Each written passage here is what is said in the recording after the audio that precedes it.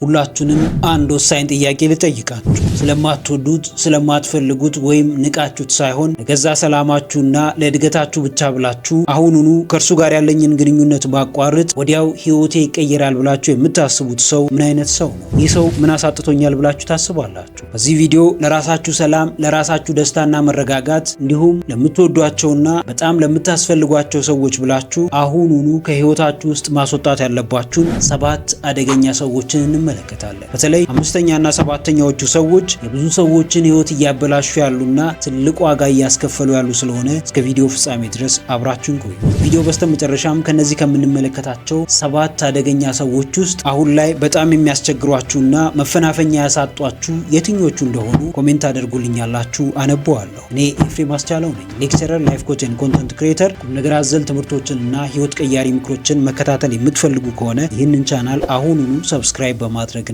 የደውል ምልክቱን በመጫን ቤተሰብ መሆን ትችላላችሁ። ይህን ቪዲዮ ብዙ ሰዎች ጋር ይደርስ ዘንድ አሁኑኑ ላይክ አድርጋችሁ ጀምሩት። ቀጥታ ወደ ጉዳያችን እንግባ። ለራሳችሁ ሰላም፣ ለራሳችሁ ደስታና ለመረጋጋታችሁ እንዲሁም ለምትወዷቸውና ለምታስፈልጓቸው ሰዎች ብላችሁ አሁኑኑ ከህይወታችሁ ውስጥ ማስወጣት ካለባችሁ 7 ሰዎች ውስጥ አንደኛዎቹና የመጀመሪያዎቹ ሁልጊዜ ቅሬታ የሚያቀርቡ ሰዎች ናቸው። ወይም people who complain all the time፣ ሁሌም ቅሬታ የሚያቀርቡ ሰዎች፣ ሁሌም ሰዎችን የሚተቹ ሰዎች፣ የሰዎች ነገር የማይጥማቸው ሰዎች፣ መፍትሄ የሚባል ነገር ብትፈልጉ እንኳን ከነሱ ማግኘት የማትችሏቸው ሰዎች ህይወታችሁ ውስጥ ማስወጣት ይኖርባቸዋል። ህይወታችን በጣም በብዙ ችግሮች ቢሞላ እንኳን በዙሪያችን ያሉ ሰዎች መፍትሄ ማምጣት የሚችሉ ሰዎች ከሆኑ ሜቢ እነዛ ችግሮች እኛ ላይ የሚያደርሱብን ተጽዕኖ በጣም የወረደ ሊሆን ይችላል። ከዛ በተቃራኒ ግን በዙሪያችን ያሉ ሰዎች፣ የምንቀርባቸው ሰዎች፣ የምናማክራቸው ሰዎች እያንዳንዳቸው ምንም መፍትሄ የማያመጡ ሁሌም ኮምፕሌን የሚያደርጉ ሁሌም የሆነን አካል በተደጋጋሚ የሚወቅሱ አይነት ሰዎች ከሆኑ እነዚህ ሰዎች በህይወታችን የሚያስፈልጉን ሰዎች አይደሉም። እነዚህ ሁልጊዜ ኮምፕሌን የሚያቀርቡ ወይም ሰበበኛ የሚባሉ ሰዎች ኢነርጂያችሁን ድሬን ያደርጉታል፣ ተነሳሽነታችሁን ይገሉታል፣ ፍላጎታችሁን ያደበዝዙታል። በሚገርም ተነሳሽነትና በሚገርም ንቃት ሄዳችሁ ማድረግ የምትፈልጉትን ነገር ስታወያዩቸው ወይም ሀሳባችሁን ሼር ስታደርጓቸው የሚያጣጥሉባችሁ ከሆነ የሀገሪቷን ነባራዊ ሁኔታ በማንሳት ምንም እንደማይሳካላችሁ፣ ምንም እንደማያልፍላችሁ፣ አሁን ለማድረግ ያሰባችሁት ነገር ሁሉ ልፋት ብቻ እንደሆነ የሚነግሯችሁ ከሆነ እነዚህ ሰዎች መሰናክሎቻችሁ ናቸው፣ እንቅፋቶቻችሁ ናቸው። ስኬታማ የምትሆኑበትን መንገድ ከመናገር ይልቅ ስኬታማ የማትሆኑበትን፣ የምትወድቁበትን፣ ብዙ ስህተት የምትሰሩበትን መንገድ ነው የሚነግሯችሁ። እናንተም ያኔ የምታምኑትና የምትቀበሉት ስኬታማ የማትሆኑበትን መንገድ ይሆናል። ስለዚህ ስኬታማ የምትሆኑበትን መንገድ የማይጠቁማችሁ፣ የተሻለ ህይወት እንድትኖሩ የማይገፋፋችሁ ሰው በህይወታችሁ ውስጥ ቢቆይ ምንድነው ጥቅሙ? ምንድነው ትርፉ? ብዙ ጊዜ አስተውላችሁ ከሆነ ኮምፕሌን የሚያቀርቡ ሰዎች፣ ሁሌም ሰበብ የሚያበዙ ሰዎች፣ ኤክስኪውዝ የማያጣቸው ሰዎች ሰነፍ ሰዎች ናቸው። ወይ የራሳቸውን ህይወት አይቀይሩም፣ ወይም ደግሞ ደስተኛ የሆነ ህይወት አይኖሩም፣ ወይም ደግሞ ሌላውም ሰው ህይወቱን እንዲቀይር ደስተኛ ሆኖም እንዲኖር አይፈልጉም። ሁሉንም ሰው ወደ ራሳቸው ድራግ አድርገው ወደ ራሳቸው ጎትተው ከነርሱ ጋር እኩል እንዲሆን ልክ እንደነሱ ኮምፕሌን እያደረገ ሰበብ እያበዛ እንዲኖር ነው የሚፈልጉት።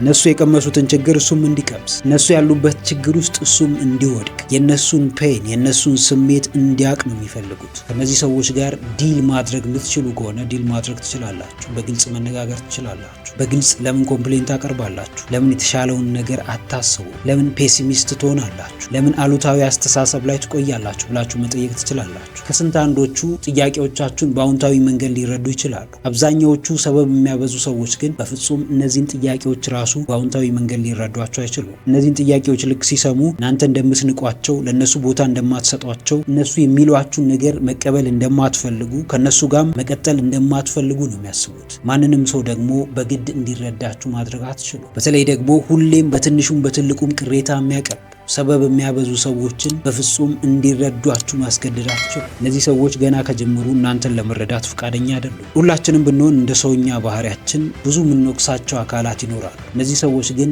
ወቀሳቸውን ያበዙታል። የሚወቅሱት ሌላውን አካል ነው፣ በፍጹም ራሳቸውን አይወቅሱ። በእነሱ ስህተት የሆነ ነገር እንኳን ቢበላሽ ተጠያቂው እነሱ ሳይሆኑ ሌላው አካል ነው፣ በዙሪያቸው ያለው ሰው ነው፣ አብረዋቸው የሚሰራ ሰው ነው፣ ወይ መንግስት ነው፣ ወይ ደግሞ ህዝብ ነው። ብዙ ሰዎችን እየወቀሱ ራሳቸውን ነፃ ማውጣት ነው የሚፈልጉት።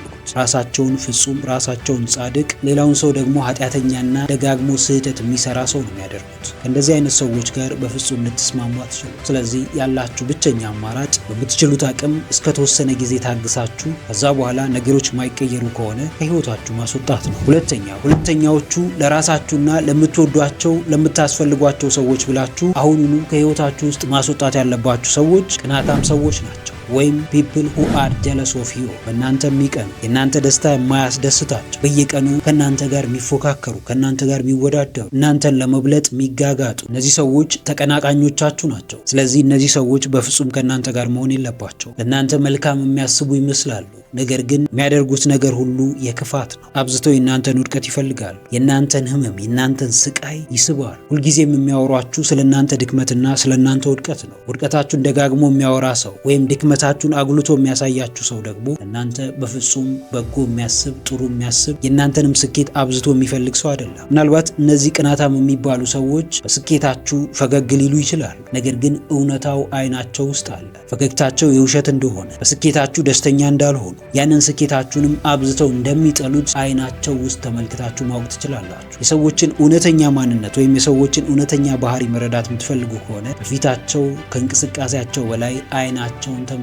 አይናቸው ውስጥ አተኩራችሁ ስትመለከቱ እውነታው ይገለጥላችኋል። የሰዎችን አይን ተመልክታችሁ ውስጣዊ ፍላጎታቸውን መረዳት ማትችሉ ከሆነ ግን ሰዎችን ማንበብ ላይ በጣም ብዙ መስራት ይኖርባችኋል። ሁሉም ሰው ወዳጁንም ሆነ ጠላቱን መምረጥ አይችልም። ወዳጅና ጠላት የምትሉትን ሰው ግን መለየት ትችላላችሁ። ከዛ ውስጥ አንደኛው ጠላት የሚባለው ሰው ደጋግሞ የሚያደርገው ነገር ቅናት ነው። ቅናት የሰውን ህይወት ታጠፋለች። ቅናት የሰውን ህይወት ታመሰቃቅላለች። ህይወታችሁን እንዳልነበረ ታደርገዋለች። የሚቀናባችሁ ሰው ትልቁን አደጋ ሊያደርስባችሁ ይችላል። ምክንያቱም ቅናት ምቀኝነትን ትወልዳለች። ምቀኛ የሆነ ሰው ደግሞ በፍጹም የእናንተ መረጋጋት፣ የእናንተ ደስታ፣ የእናንተ ሰላሙ ሊሆን አይችልም። የእሱ መረጋጋት የእሱ ደስታ ሊሆን አይችልም። እንዴትም እናንተ የምትፈልጉትን ነገር እሱ ሊፈልግ አይችልም። እንዴትም እናንተ ስኬታማ እንድትሆኑ የተሻለ ደረጃ ላይም እንድትደርሱ ሊያግዛችሁና አብሯችሁ ሊሆን አይችልም። ቅናታም ሰዎች ሊረዷችሁ እንኳን ፈቃደኛ አይደሉም። ለማስረዳት ብትሞክሩ እንኳን ሊረዷችሁ አይፈልጉም። እነዚህ ቅናተኛ የሚባሉ ሰዎች በተለያዩ ሁኔታዎች ውስጥ ሊያጋጥሙን ይችላል። በተለይ ደግሞ በመስሪያ ቤት ውስጥ፣ በትዳር ውስጥ፣ በፍቅር ህይወት ውስጥ፣ በጓደኝነት ውስጥ እነዚህ ሰዎች ሊያጋጥሙን ይችላሉ። ለምሳሌ በፍቅር ህይወት ውስጥ ቅናት የሚኖር ከሆነ መተማመን ሊኖር አይችልም። ሰዎች የማይተማመኑና እርስ በእርስ የሚጠራጠሩ ከሆነ ያ የፍቅር ህይወት ትልቅ አደጋ ላይ ነው። ያ ትዳር ትልቅ አደጋ ላይ ነው። ያ የስራ ባልደረባነት ወይም ደግሞ ጓደኝነት በጣም ትልቅ አደጋ ላይ ነው። ከማታምኑት ሰው ጋር መስራት አትችሉ። ከማታምኑት ሰው ጋር መኖር አትችሉ። የዚህ ያለመተማመን ትልቁ መንስኤና ትልቁ ምክንያት ደግሞ ቅናት ነው፣ ምቀኝነት ነው። የሚቀናባችሁን ሰው መታገስ ካለባችሁ እስከተወሰነ ጊዜ ልትታገሱ ትችላላችሁ። ከዛ ውጪ ግን አደጋ እስኪያደርስባችሁ፣ እስኪጎዳችሁ፣ ህይወታችሁን እስኪያመሰቃቀለው የመታገስ ግዴታ የለባችሁ። ሁኔታውን አስቀድማችሁ ካወቃችሁ በፍጥነት ከህይወታችሁ ውስጥ አስወጡት። ነፃነታችሁን እንዲጋፋ አታድርጉት። ገፍቶ መጥቶ ለውድቀታችሁና ለህመማችሁ ለስቃያችሁ ምክንያት እንዲሆን አትፍቀዱለት። ሶስተኛ፣ ለራሳችሁ ለምትወዷቸውና ለምታስፈልጓቸው ሰዎች ብላችሁ አሁኑኑ ከህይወታችሁ ውስጥ ማስወጣት ያለባችሁ ሰዎች ሁሉንም እኔ ያውቃለሁ የሚሉ ሰዎችን ነው። ወይም people who says I know it all ሁሉንም እያንዳንዱን ነገር እኔ ያውቃለሁ፣ እኔ ነኝ ከእናንተ በላይ ለእናንተ ማስብላችሁ፣ ለእናንተ የሚገባችሁ ይሄ ነው ብለው ደጋግሞ የሚነግሯችሁ ያንንም ደግሞ ለማድረግ የሚጣጣሩ ሰዎች አያስፈልጓችሁ። እነዚህ ሰዎች ሁሌም ክርክር የሚወዱ ሰዎች ናቸው። ሁሌም ማሸነፍን የሚፈልጉ ሰዎች ናቸው። ማሸነፍ የሚፈልጉት ግን በጤናማው መንገድ ወይም በትክክለኛው መንገድ ሳይሆን ሰዎችን በማጭበርበር፣ ሰዎችን ኮንትሮል በማድረግ፣ ሰዎችን በመቆጣጠር ነው። እነዚህ ሰዎች ሁሉም ነገር ውስጥ እጃቸው አለ። ሁሉንም ነገር እንደሚያውቁ ነው የሚያወሩት። የሆነ ጊዜ ስለ ስፖርት ያወራሉ፣ ስለ እግር ኳስ ያወራሉ፣ የሆነ ጊዜ ስለ ፖለቲካ ያወራሉ፣ የሆነ ጊዜ ስለ ወቅታዊ ጉዳይ ያወራሉ። ስለሚነሱ አጀንዳዎች ሁሉ የሚያወሩትና የሚናገሩትን ነገር አያጡ። ምክንያቱም ሁሉንም ነገር እንደሚያውቁ ስለሚያስቡ ነው። ኢቭን ስለ እናንተ ራሱ ከእናንተ በላይ እንደሚያውቁ ነው የሚያስቡት። ከነዚህ ሰዎች ጋር በፍጹም በሰላም መኖር አይቻልም። ትንሽ እውቀት ያለው ሰው ሰውን አያስቀምጥ። ብዙ የሚያውቅ ሰው ነገሮችን ያመዛዝናል። ነገሮችን በጥልቀት የመረዳት አቅሙ በጣም ከፍተኛ ነው። ሰዎችን በቀላሉ ይረዳል፣ በቀላሉ ያነባል። ትንሽ የሚያውቅ ሰው ግን ከሱ በላይ የሚያውቅ ሰው ያለ አይመስለው። አንድ መጽሐፍ አንብቦ ልክ 100 መጽሐፍ እንዳነበበ ሰው ነው የሚያስረዳችሁ። ይህ ሰው ወይ ለራሱ አይሆንም ወይ ደግሞ ለእናንተ አይሆንም። በእርግጥ እነዚህ ሰዎች ከሩቅ ስታዩዋቸው የሚያስቡላችሁ ወይም ለእናንተ የተጨነቁ ሊመስሏችሁ ይችላሉ። ነገር ግን ስትቀርቧቸው ወይም ነገረ ስራቸውን ስታጤኑ ባህሪያቸው ምንም ማድረግ አትችሉ። ለእናንተ በጣም የተጨነቁ ይመስላሉ፣ ለእናንተ በጣም ያሰቡ ይመስላሉ። የሚያደርጉት ግን በተቃራኒው ነው። እናንተ እንደማይጠቅማችሁና እንደማይሆናችሁ የምታምኑትን ነገር ይሆናችኋል፣ ይጠቅማችኋል ብለው ሊያሳምኗችሁ ይሞክራሉ። ከእናንተ ጋር አታካራ ውስጥ ይገባሉ። ተከራክረው ሊያሸንፏችሁ ይሞክራሉ። እናንተ ለራሳችሁ እንደማታውቁ ነው የሚሰማቸው። ሁሌም ለሀገራቸው፣ ለህዝባቸውና ለወገናቸው የሚያስቡት እነሱ ብቻ እንደሆኑ ነው የሚያስቡት። እነዚህን ሰዎች ሶሻል ሚዲያው ላይ መመልከት ትችላላችሁ። የሆነ ትንሽ ነገር በተፈጠረ ቁጥር እዛ ነገር ላይ ለመፍረድ የሚሯሯጡ ሰዎችን፣ ለሚገጥማቸው ለእያንዳንዱ ችግር መፍትሄ አለኝ ብለው የሚመጡ ሰዎች፣ ትንሽ ኮሽታ በተፈጠረ ቁጥር ሁሌም ሀሳባቸውን ለመሰንዘር የሚሯሯጡ ሰዎች፣ እነዚህን ሰዎች ሶሻል ሚዲያው ላይ አታጧቸው። ሶሻል ሚዲያውን በላይ ደግሞ በቅርበት የምታውቋቸው ከሆነ የእናንተ ህይወት ላይም ፈላጭ ቆራጩ እኔ ነኝ የማውቅላችሁ ብለው የሚመጡ ከሆነ ከእነዚህ ሰዎች ጋር የመለያየታችሁ ጣፋንታ በጣም ከፍተኛ ነው። መታገስ እስካለባችሁ፣ መጠበቅ እስካለባችሁ ወይም ደግሞ ማስረዳት እስካለባችሁ ድረስ ታስረዳላችሁ። ከዛ ውጭ ግን የእነሱን ፈላጭ ቆራጭነት ተቀብሎ የመኖር የእነሱን አውቅልሃለሁ፣ አስብልሃለሁ የሚለውን ሀሳብ የመቀበል ግዴታ የለባችሁ። መለያየት ካለባችሁ፣ ከህይወታችሁ ውስጥ ማስወጣት ካለባችሁ፣ ለገዛ ሰላማችሁ፣ ለደስታችሁና ለመረጋጋት እንዲሁም ለምትወዷቸውና ለምታስፈልጓቸው ሰዎች ብላችሁ አሁኑኑ ከህይወታችሁ ውስጥ ማስወጣት ይኖርባችኋል። አራተኛዎቹ ለራሳችሁ ሰላም፣ ለራሳችሁ ደስታና መረጋጋት እንዲሁም ለምትወዷቸውና በጣም ለምታስፈልጓቸው ሰዎች ብላችሁ ከህይወታችሁ ውስጥ ማስወጣት ያለባችሁ ሰዎች ሐሜተኛ ሰዎችን ነው። ወይም people who love to gossip፣ ወሬ የሚወዱ ሰዎች፣ ወሬ ማመላለስ መገለጫቸው የሆኑ ሰዎች አያስፈልጓቸው። ወሬ ህይወትን ቀይሮ አያውቅም። ይልቅ ወሬ ህይወትን አበላሽቶ ነው የሚያውቀው። ወሬ የሰውን ህይወት አመሰቃቅሎ ነው የሚያውቀው። የብዙ ሰዎች ህይወት የተበላሸው ባሉባልተኞች ወይም በሐሜተኛ ሰዎች ምክንያት ነው። እነዚህ ሰዎችም ህይወታችሁን ከማበላሸታቸው፣ ከምትወዷቸውና ከምታስፈልጓቸው ሰዎች ጋር ከማጣላታቸው በፊት አስቀድማችሁ እነዚህን ሰዎች ከህይወታችሁ ውስጥ ማስወጣት ይኖርባቸው። ብዙ ጊዜ አስተውላችሁ ከሆነ ሁሉም ሰው ዙሪያ የሆነ ወሬኛ ሰው ወይም ሐሜተኛ ሰው አይጠፋም። የሐሜተኛ ሰው ሁን ብሎ ላይሆን ይችላል ወሬ የሚያመላልሰው። ኢቭን የሚያመጣቸው ወሬዎች ራሱ በጣም ይለያሉ። ሰላማዊ ወሬ አያመጣ። ሰውን የሚረብሽ፣ የሰውን እርጋታ የሚያጠፋ፣ የሰውን ደስታ የሚያጨልም፣ ሰውን ሰላም የሚነሳ ወሬ ነው የሚያመጣው። ምን አለ አንዳንዴ እንኳን የምስራች ይዞ የሚመጣ። የምስራቾቹ ወሬ አይመስሉት፣ የደስታ ዜና ወሬ አይመስለው። የሱ ዋና ትኩረት መጥፎ ዜናዎች፣ መጥፎ ወሬዎች ናቸው። ስለዚህ ሁሌም ከሰዎች ጋር ሲገናኝ መስማት የሚፈልገውም ማውራት የሚፈልገውም ኔጌቲቭ የሆኑ ወሬዎችን፣ አሉታዊ የሆኑ ዜናዎችን ነው። የሰዎችን ትኩረት በአሉታዊ መንገድ መሳብ ነው የሚፈልገው። ለዛ ነው ሐሜትን አጥብቆ የሚፈልገው። ምናልባት አውንታዊ ወይም ደግሞ አድናቆት የምንላቸው ወሬዎች ሐሜት ላይሆኑ ይችላል። ኔጌቲቭ የሚባሉ ሰዎችን በድብቅ መተቸት፣ ሰዎችን በድብቅ መስደብ፣ መኮነን፣ ሰዎች ላይ መፍረድ ግን ሐሜት ነው። ይህንን እናንተም እያደረጋችሁት ከሆነ ሐሜተኞች ናችሁ ማለት ነው። ሌላው ሐሜተኛ አይደለሁም ብሎ የሚያስብ ሰው ወይም እናንተ በሐሜታችሁ እንደምትጎዱት የሚሰማው ሰው እናንተንም ከህይወቱ ሊያስወጣችሁ ይችላል። እኛ ሌሎች ሰዎች ላይ ማድረግ የምንፈልገው ነገር ሌሎች ሰዎችም እኛ ላይ ማድረግ እንደሚችሉ ማመን ይኖርብናል። በተለይ ደግሞ ራሳችንን ማናስተካከል ከሆነ የምናደርጋቸው ነገሮች መጥፎ እንደሆኑና ሰውን የሚጎዱ እንደሆኑ እያመንን ያንን እያወቅን የምናደርግ ከሆነ ማንኛውም ሰው ከኛ ጋር የመኖር ግዴታ የለበት። ሁሉም ሰው የራሱ ነፃነት አለ። ሁሉም ሰው መብት አለ። ከማን ጋር መኖር እንዳለበት፣ ማንን ጓደኛ ማድረግ እንዳለበት፣ ከማን ጋር ረጅም ርቀት መጓዝ እንዳለበት፣ ከማን ጋር ቢዝነስ መጀመር እንዳለበት የመወሰን ምርጫና መብቱ አለ። እሱም ምርጫ እናንተ እንዳላችሁ ሌላውም ሰውም አለው። ስለዚህ እናንተ ምርጫችሁን ስትመርጡ የሌላውንም ሰው ምርጫ አክብሩ። ከእናንተ ጋር መሆን ከማይፈልግ ሰው ጋር ለመሆን ራሳችሁን አታስጨንቁ። ያን ሰው ለማግኘት ትልቅ ዋጋ አትክፈሉ። ሐሜተኛ የሚባሉ ሰዎች ባሉበት አካባቢ የሆነ ድራማ ይጠፋል፣ የሆነ እንቆቅልሽ ይኖራል። ሰዎችን የሚያበሳጭ፣ የሰዎችን ስሜት የሚነካ፣ የሰዎችን ተነሳሽነት የሚገድል የሆነ ድራማ ብቻ አለ። እነዚህ ሰዎች እናንተን ብቻ ሳይሆን በዙሪያችሁ ያሉ ሰዎችን ራሱ ያውካሉ። እናንተ የምትኖሩበትን ኢንቫይሮንመንት ያውኩታል፣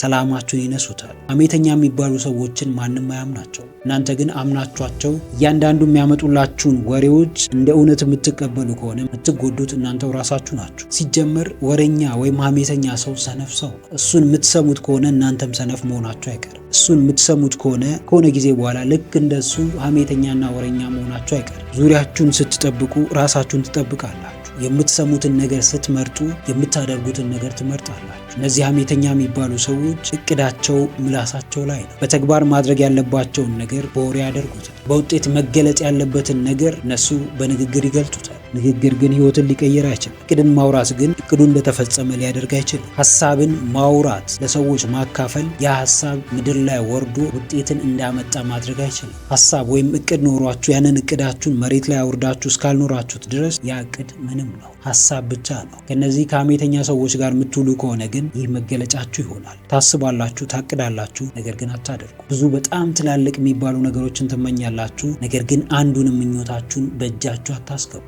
ከነዚህ ሰዎች መራቅ ወይም ደግሞ እነዚህን ሰዎች ከህይወታችሁ ማስወጣታችሁ ባህሪያችሁ ላይ የሚገርም ለውጥ ያመጣል። የተለየ ጠንካራ ማንነትን እንድትፈጥሩ ያደርጋችኋል። ከወሬ በላይ ተግባር ላይ ማተኮር ትጀምራላችሁ። ጠንካራ ሰራተኛ የሚባሉ ሰዎችን መቅረብና ጓደኛ ማድረግ ትጀምራላችሁ። በዚህ መንገድ ነው የእነዚህን ሐሜተኛ ሰዎች ተጽዕኖ በመቀነስ ህይወታችሁን በምትፈልጉት መንገድ መምራት የምትችሉት። አምስተኛዎቹ ለራሳችሁ ሰላም፣ ለራሳችሁ ደስታና መረጋጋት እንዲሁም ለምትወዷቸውና በጣም ለምታስፈልጓቸው ሰዎች ብላችሁ አሁኑኑ ከህይወታችሁ ውስጥ ማስወጣት ያለባችሁ ሰዎች ውሸታም ሰዎች ናቸው፣ ወይም ዘላየርስ። ውሸታም ሰዎች በየቦታው አሉ። ሜቢ እኛም በልኩ ልንዋሽ እንችላለን። ነገር ግን የእነዚህ ሰዎች ውሸት ልክ የለውም። አይን ያወጣ ውሸት፣ በሬ ወለደ የሚባል ውሸት፣ ወተት ጥቁር ነው የሚባል ውሸት። እንደዚህ አይነት ውሸት የሚዋሿችሁ ሰዎች በዙሪያችሁ ካሉ እነዚህ ሰዎች በፍጹም አያስፈልጓችሁ። ውሸት ሲደጋገም እውነት ይመስላል ይባላል። ነገር ግን ምንም ያክል ቢደጋገም እውነት ሊሆን አይችልም። ውሸትን እንዴት ነው የምትለዩት? ሰዎች ሊያታልሏችሁ ሲመጡ እንዴት ነው የምታውቁት? የንግግራቸው ቅላጼ ምን ይመስላል? የሰውነት እንቅስቃሴያቸው እንዲሁም የፊት ገጽታቸው ምን ይመስላል? እሱን ማንበብና መረዳት የምትችሉ ከሆነ ማንም ሰው ሊዋሻችሁ አይችልም። የሚዋሿችሁን እያንዳንዶቹን ሰዎች፣ ያጭበረብሯችሁ የሚመጡትን እያንዳንዶቹን ሰዎች በቀላሉ መለየትና ማወቅ ትችላላችሁ። ውሸታም ሰው በፍጹም አይናችሁን እያየ ሊያወራችሁ አይችልም። ውሸታም ሰው በፍጹም ትኩረቱን እናንተ ላይ አድርጎ ሊያወራችሁ አይችልም። ምንም ያክል መናገር ያለበትን ውሸት ተዘጋጅቶ እንኳን ቢመጣ እናንተ ፊት ሲቆም በራስ መተማመን የለውም። እናንተ ጋር ሲቆም ሰውነቱ ይከዳዋል፣ አይኖቹ ይከዱታል። በዚህ መንገድ በቀላሉ ውሸታም ሰውን መለየት ትችላላችሁ። ሌላኛው ማስተዋል ያለባችሁ ነገር የሚዋሻችሁ ሰው የሚያከብራችሁ ሰው አይደለም። ማንም ሰው የሚያከብራችሁ ከሆነ በፍጹም አያዋሻችሁ። ስህተት ሰርቶ እንኳን ቢሆን፣ በጣም ትልቅ በደልን በድሏችሁ እንኳን ቢሆን የሚያከብራችሁና የሚወዳችሁ ከሆነ ያንን ነገር በግልጽ ነግሯችሁ ይቅርታ ይጠይቃችኋል እንጂ በፍጹም ሊዋሻችሁ አይችልም። ውሸት አንደኛው የዲስሪስፔክት ወይም የንቀት መገለጫ ነው። የሚዋሹ ሰዎች ሰዎችን አያከብሩ። የሚዋሹ ሰዎች ለሰዎች ቦታ አይሰጡ። የሚዋሹ ሰዎች ለሰዎች ስሜት ግድ የላቸው። በውሸታቸው ምክንያት ሰዎች ደነገጡ፣ ሰዎች ተናደዱ፣ ሰዎች ታመሙ የሚባል ነገር የለም። እነሱ ዋናው ዓላማቸው ዋሽተው ማግኘት የሚፈልጉትን ጥቅም ማግኘት የሚፈልጉት ጥቅም ምናልባትም እናንተን ማዋረድ ሊሆን ይችላል። እናንተን በውሸት ወንጅሎ የሰዎች መሳቂያና መሳለቂያ ማድረግ ሊሆን ይችላል። ዳውንታዊ ነገር ሰዎችን ለማስታረቅ፣ የሰዎችን ፍቅር ለመጨመር፣ ነገሮችን ለማስተካከል የሚዋሹ ውሸቶችና ሆን ተብለው ሰዎችን ለመጉዳት፣ ሰዎችን ለማጭበርበር፣ የሰውን ሕይወት ለማበላሸት የሚዋሹ ውሸቶች በጣም ይለያያሉ። እነዚህ ውሸታም ሰዎች ዛሬ ሌላን ሰው ሲያታልሉ የምታዩ ከሆነ ነገ ተረኛው እናንተ ትሆናላችሁ። ዛሬ ሌላን ሰው እያጭበረበሩ የምትይዟቸው ከሆነ ነገ የምትጭበረበሩት እናንተ ትሆናላችሁ። የውሸት መጨረሻው ጭንቀት፣ ብስጭት፣ ከልክ በላይ ማሰብ እንዲሁም ደግሞ ራስን መጉዳት ነው። የሚዋሽ ሰው በዙሪያችሁ ካለ ሁሌም ጭንቀታም ትሆናላችሁ። በዙሪያችሁ ያሉ ሰዎች ውሸታምና አጭበርባሪ የሚባሉ አይነት ሰዎች ከሆኑ እናንተ ሁሌም ትጨነቃላችሁ። በፍጹም ሰላም ሊኖራችሁ አይችልም። በፍጹም ልትረጋጉ አትችሉ። ሁሌም ኦቨርቲንክ እያደረጋችሁ ነው የምትኖሩት። ስለዚህ ራሳችሁን ለማዳን ለውስጣዊ ሰላማችሁና ለመረጋጋታችሁ ብላችሁ ከእነዚህ ውሸታም ሰዎች መለየት ይኖርባችኋል። እነዚህን ውሸታምና አጭበርባሪ የሚባሉ ሰዎችን ከህይወታችሁ ውስጥ አሁኑኑ በፍጥነት ማስወጣት ይኖርባችኋል። እንግዲህ ውድ ቤተሰቦች እስካሁን አብራችሁን ከሆናችሁ ቪዲዮ በጣም ተመችቷችኋል ማለት ነው። ስለዚህ አሁኑኑ ላይክ ማድረጋችሁ እንዳትረሱ፣ እንዲሁም ደግሞ ለቻናሉ አዲስ ከሆናችሁ አሁኑኑ ሰብስክራይብ በማድረግና የደወል ምልክቱን በመጫን ቤተሰብ መሆን ትችላላችሁ። ስድስተኛዎቹ ለራሳችሁ ሰላም፣ ለራሳችሁ ደስታና መረጋጋት እንዲሁም ለምትወዷቸውና በጣም ለምታስፈልጓቸው ሰዎች ብላችሁ አሁኑኑ ከህይወታችሁ ውስጥ ማስወጣት ያለባችሁ ሰዎች ብስጩ ሰዎችን ነው፣ ወይም ዘ አንግሪ ፒፕልስ። በትንሹም በትልቁም የሚበሳጩ ወዲያው ስሜታቸው የሚቀየር በተደጋጋሚ ሁሌም በብስጭታቸው ምክንያት እናንተን ለመጉዳት የሚነሱ በዙሪያቸው ያሉ ሰዎችን ለመጉዳት የሚነሱ ሲናገሩ ምንም ቃላት የማይመርጡ የሚሰማቸውን መጥፎም ሆነ ጥሩ ስሜት ወዲያው የሚገልጹ ሰዎች ህይወታችሁን እያበላሹና ሰላማችሁን እየነሷችሁ እንደሆነ የምታምኑ ከሆነ እነዚህንም ሰዎች ምንም እንኳን ከህይወታችሁ ማስወጣት ባትፈልጉም የማስወጣት ግዴታ ሊኖርባችሁ ይችላል። መቼ ነው እነዚህን ሰዎች ከህይወታችን ውስጥ ማስወጣት የሌለብን ብላችሁ የምትጠይቁ ከሆነ የመጀመሪያው እነዚህ ሰዎች ከእናንተ ጋር ለመስማማት ፈቃደኛ የሚሆኑ ከሆነ ወይም የሚፈልጉ ከሆነ የሆነ እርምጃ ወደ እናንተ የሚመጡ ከሆነ እነዚህ ሰዎች ከህይወታችሁ ውስጥ ከማስወጣት ይልቅ በግልጽ አውርታችሁ ብትተማመኑና እናንተም የምትፈልጉትን ነገር በግልጽ ብታስረዷቸው ይመረጣል። እንዲሁም ደግሞ